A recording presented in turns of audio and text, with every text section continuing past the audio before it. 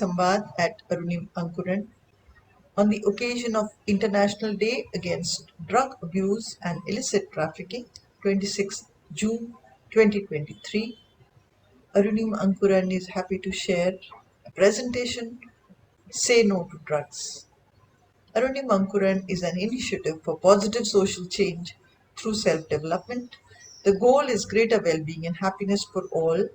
At Arunim Ankuran, we believe that each person is unique and special in some way, that each person can make a difference, that each person can have an impact, and that's what inspires us to keep going.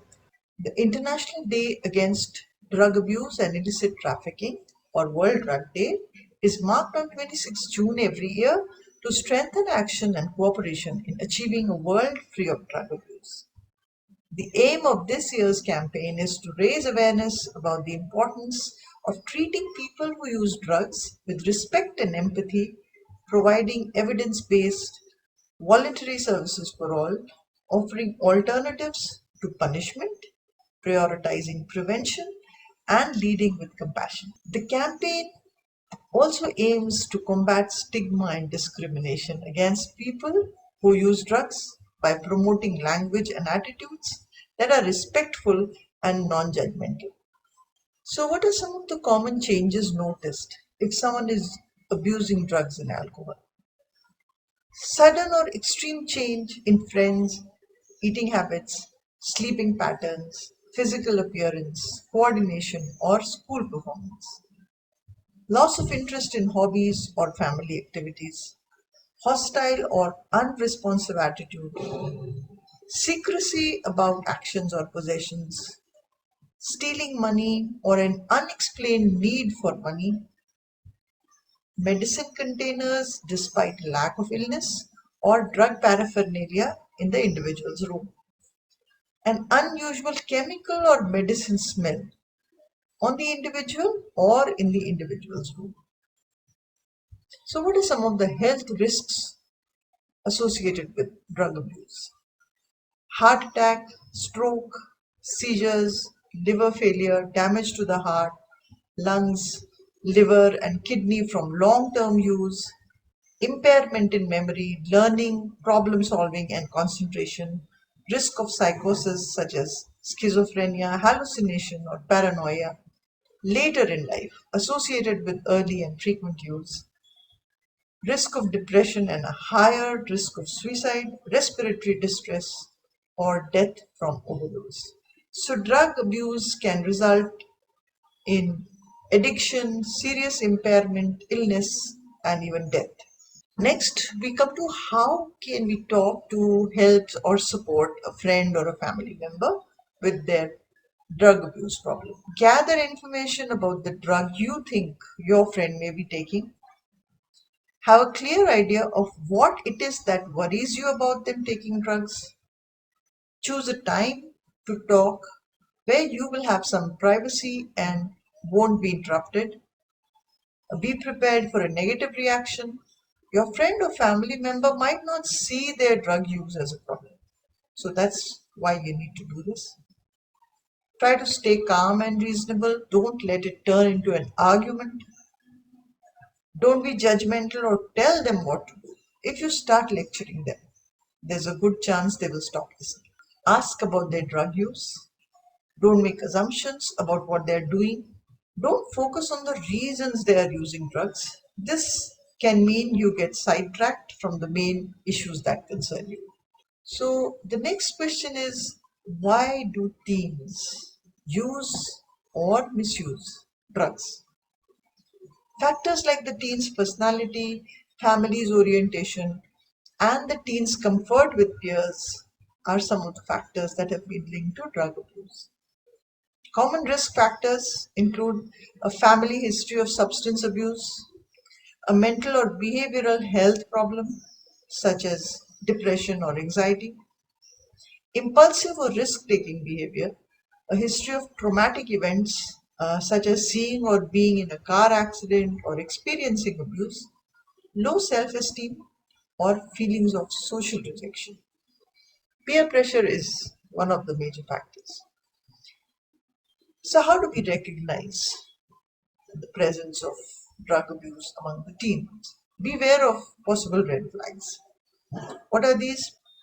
Sudden or extreme change in friends, eating habits, sleeping patterns, physical appearance, requests for money, irresponsible behavior, poor judgment, and lack of interest, breaking rules or withdrawing from the family, the presence of medicine containers despite a lack of illness. This is an important signal. What are some of the consequences of teen drug abuse?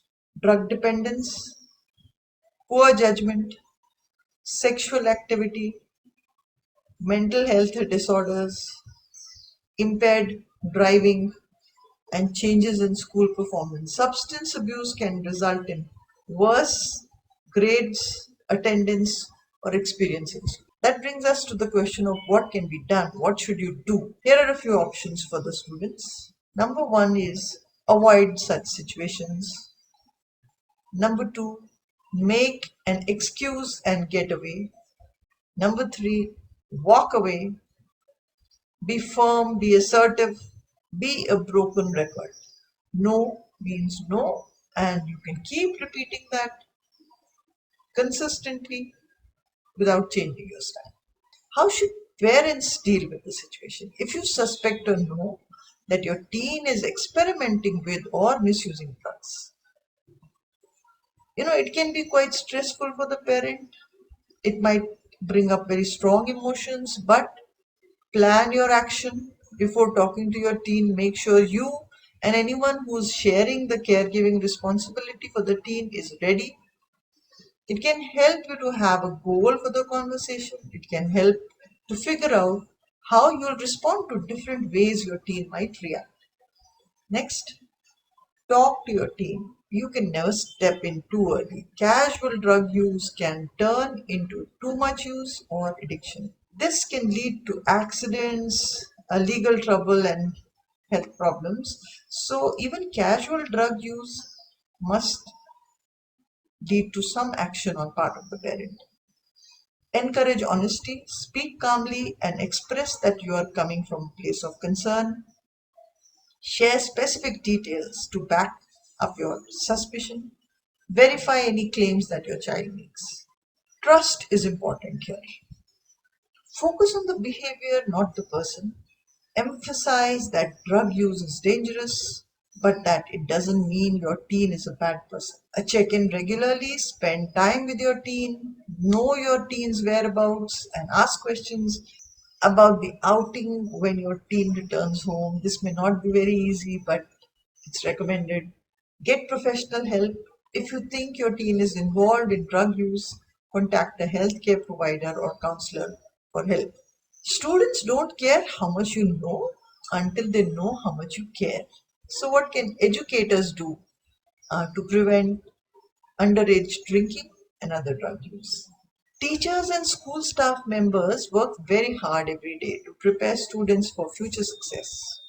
Alcohol and drugs can undermine a child's academic success and other life goals. They're also associated with a variety of negative consequences, including poor relationships, poor school performance, diminished mental health, and increase in sickness, etc.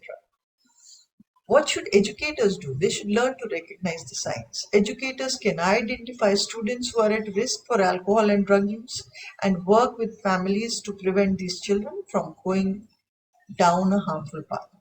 The following signs may signal problems with the use of alcohol and other drugs: mood changes, flare up of temper, irritability, defensiveness, poor class attendance, low grades, and other behavior problems, disregard for school rules, memory lapses, poor concentration, bloodshot eyes, lack of coordination, slurred speech, switching friends, and a reluctance to allow parents to meet with the new friends.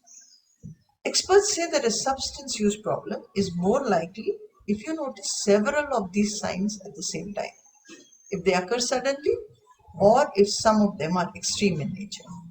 So, there are several things that an educator or a teacher can do if they suspect that a student is using drugs, abusing drugs.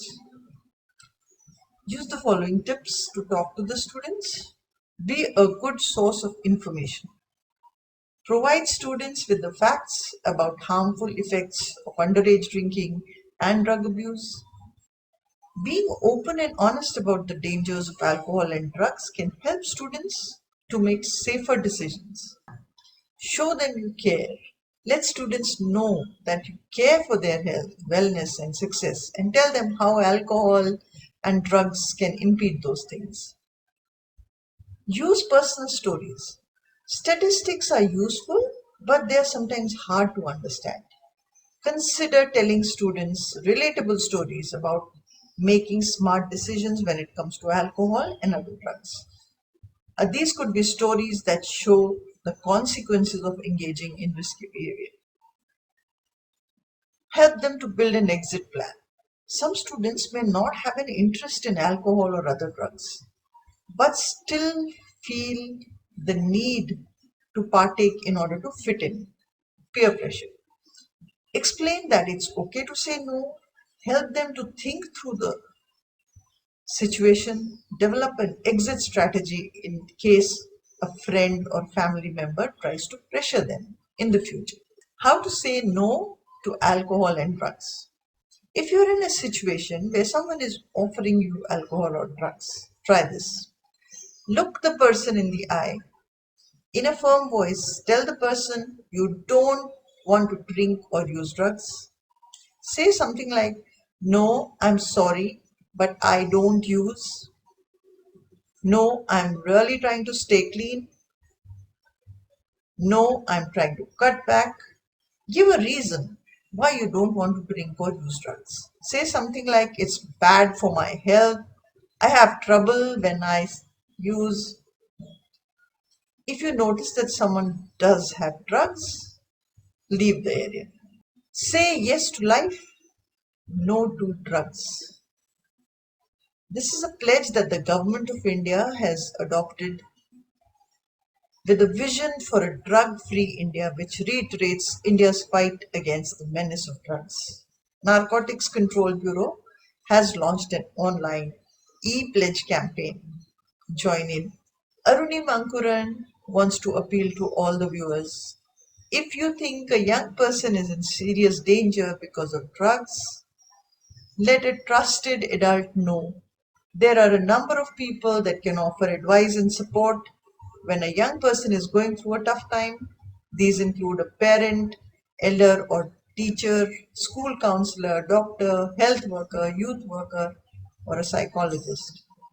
Join us in this campaign. Say yes to life and no to drugs. Thank you for watching.